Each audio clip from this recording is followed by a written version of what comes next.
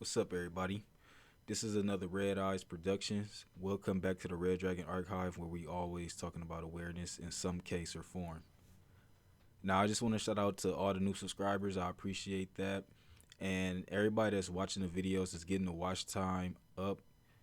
Obviously, this is going way faster than what I thought it would be, so I really appreciate anybody that's really supporting the channel wholeheartedly and just watching everything. And I know the documentaries are pretty big things here, but we also talk about other things here as well. And I just wanted to, let everybody know that I appreciate that. But this is one of the reasons why I feel YouTube is also starting to look at the channel a little bit more. Obviously, it's not big, it's not huge or nothing like that, so I'm not saying that. But what I am saying is they definitely pay attention to watch time hours. So I always encourage, even if nobody's even subscribing, if you just doing the watch time hours, that's just the biggest part of YouTube right now on how the algorithm works. So once again, shout out to all the subscribers because y'all also help this as well just by coming back and be returning and reoccurring. But anybody that's new that just watched this and y'all really watching it that much, or you watching fully through the whole video, appreciate it. So next, I want to get into this.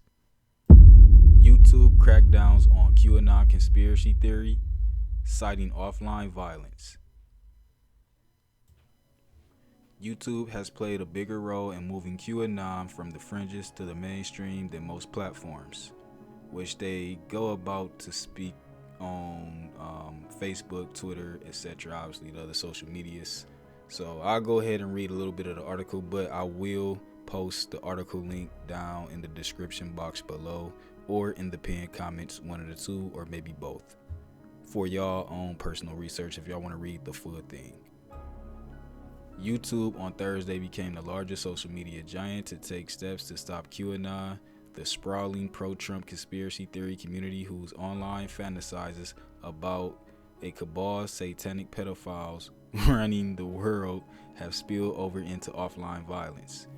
Now that's crazy. I'm not going to say without proof whether that's true or not, but I personally haven't seen no real violence come out of this, but I am going to do my research just to, double check and make sure, because I see that they like to make fun of conspiracy theorists in general just because it's something, we the tinfoil hat people, all this, but somehow we're becoming more and more dangerous.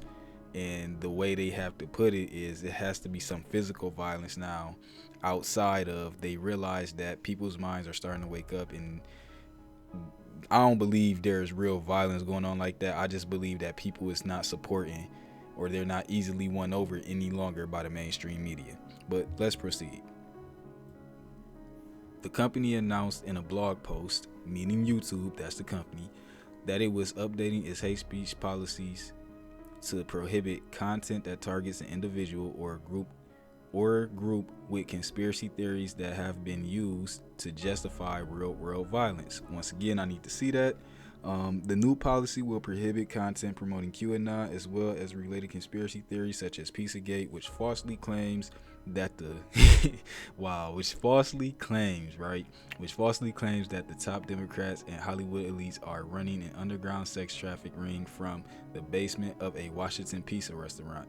And my only reason, I can't say I'm just QAnon. I'm not a QAnon member. I wouldn't say I am, but I can support the their idolatry, I guess, or the fact I can respect their free speech if they feel that they see little things or they feel that they see certain things. I'm all about awareness at the end of the day, so I just feel like that's them trying to be aware. I guess if they not harming nobody, which obviously this article is saying that, I guess, we got QAnon people out here harming people, I guess, or violently reacting with this information and now taking to the streets with it. So once again, I just feel like people should be able to have their opinions and their thoughts. And also, if they are swayed to not support something, meaning financial or any other way other than, violently just going to take it down, I can respect that.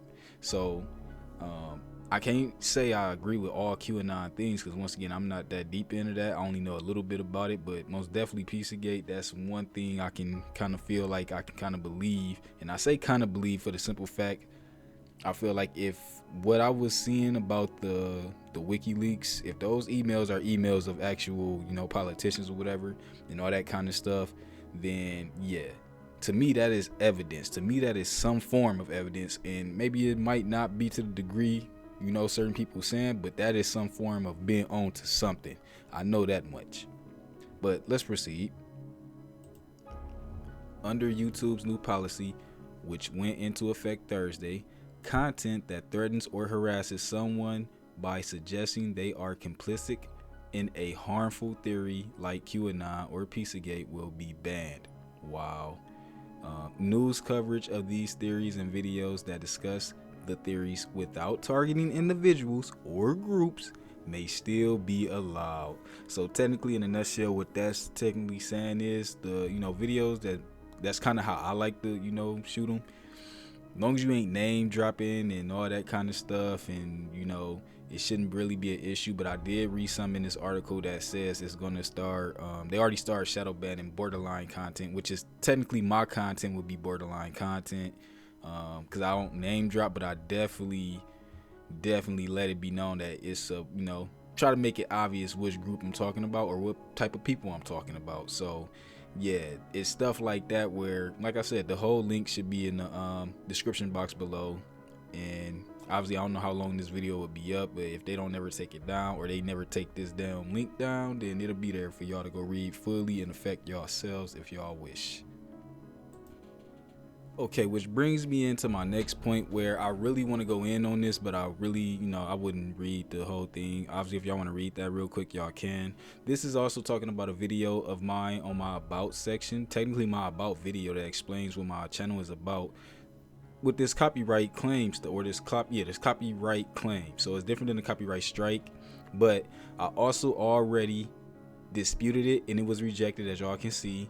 So then I go on to show y'all this is where everything, where it's being monetized at. So all these countries are where they're being monetized at, which I'm not tripping about it. Once again, my channel is not that big, it's not huge, so they not making any, you know, real money off of my video anyway. But you see that little square that's highlighted right there on the, you know, on the video right there, is, you know, the small section, that right there, they get to claim the entire video off that small section. But the fair use says you can use it as long as you're not using logos and all that. And that's obviously, that's none of their audio, nothing like that. And I found it on a public domain. So once again, if I wanted to dispute it, it's technically trying to YouTube tries to what I'm gonna say, discourage you from, you know, doing that with the threat of a copyright strike. So a strike is, obviously, if y'all not into the YouTube realm, copyright strikes are different than copyright claims. Copyright strikes against your channel, you only get 3 of those, then you down. So technically you only get 2 on the third. When your channel gets deleted, all your work, all that gets deleted. And that's what this whole thing is about. As you can see that they go into, oh, so technically, yeah, this is what copyright claim, and you know, you can appeal it and all that, but that's fine. But guess what, if you appeal this and we still find out that they say it's not, you know, you're not using it right, or you know, they don't want it to be used, and they want your channel, you know, they want your video to be deleted. My apologies, can't talk. They want your video to be deleted. We're just gonna give you a strike anyway, even though you're willing to delete the video. So what I have did was this. I'm gonna change that video, or I'm gonna edit it, one of the two. As soon as I'm able to get monetized, anything that's copywritten on this channel, and if they try to say I'm not using it in fair use, I'm deleting that shit. That's what that's what it's coming down to, because I will not be a slave. You see all those countries that, you know, that this thing is monetized in. Imagine if I was actually getting money off that. Well, I wouldn't be getting the money, they would. All those different countries, like, come on, man. So yeah, I just had to say that, because we're moving to a point in YouTube right now, and if you can't tell, that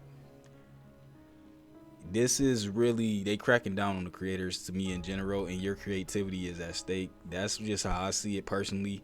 To hell with all the people that's gonna say, oh, well, misinformation. Okay, if it's misinformation, who gives a damn? Doesn't correct or factual information, you can present them factual information. That should shut anybody up with a good working mind. You're obviously sitting here thinking that people do not have a brain for themselves.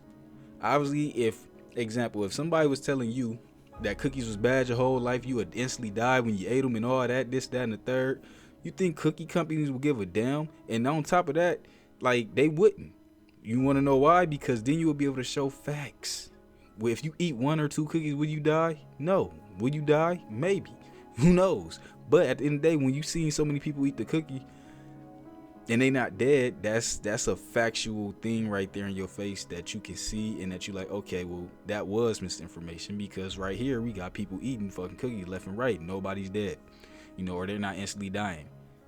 And I'm just using that as a, just as a little metaphor. Obviously, cookies aren't good for you, but I just want to use that just in case. You can use anything. If they said anything about McDonald's, if McDonald's was bad, you could tell people things are bad for them, and people can know things are bad for them. But guess what? People have their own brain that they will still do it. They will still eat it, even if that's the case. So regardless, it's not about, I don't believe it's about misinformation. I just believe it's about if something makes more sense to somebody and they just want to roll with that. I think that's what mainstream media, and that's what the so-called, anybody that's against conspiracy theorists or against the tinfoil hats, all this stuff they like to call people like us with a, bringing up awareness about certain things, or maybe could connect to certain dots that probably shouldn't be connected, but they're getting connected anyway because it just makes sense. Nobody is saying go kill or hurt and harm these people. It's just simply putting information out to let people know this, that, and the third. Once again, I'm not speaking for the QAnon supporters because I don't know if there was any actual real harm came to anybody, or did somebody get shot, did somebody get beat, did somebody get stumped, killed, or anything like that over people believing QAnon videos. I just don't know that yet. So yeah, man, once again, I want to appreciate everybody for stopping in. If you listen to this and you supporting the channel, 100% appreciate it. But that's why I've been kind of slow on even making content. I'm always kind of slow over here, but now it's like when I want to spike it up with dropping stuff on Stanley Kubrick and his work, and going into the elites, it's like now I gotta rethink that. So obviously, I'd always try to drop coded messages or anything like that, but I don't give a damn. I'm gonna let it be known.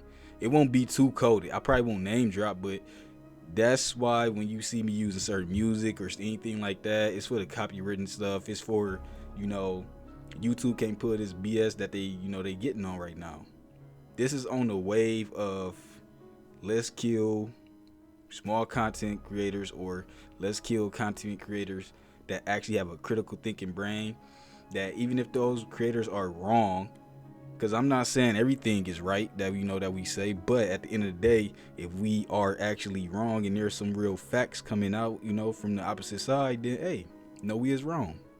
Hell, it's stuff they wrong on. It's stuff that people with the so-called facts are actually wrong on, and then we will be right on, but see, we don't get credit for that. And I'm only saying we as people that's coming from a standpoint of critical thinking and willing to use a freedom of speech and not be scared of what the next person gonna think about them or say about them, and actually take willing to take that ridicule, man, willing to take it. So yeah, with that being said, we red eyes, always stay aware, and I'm gonna keep on trying to drop more content.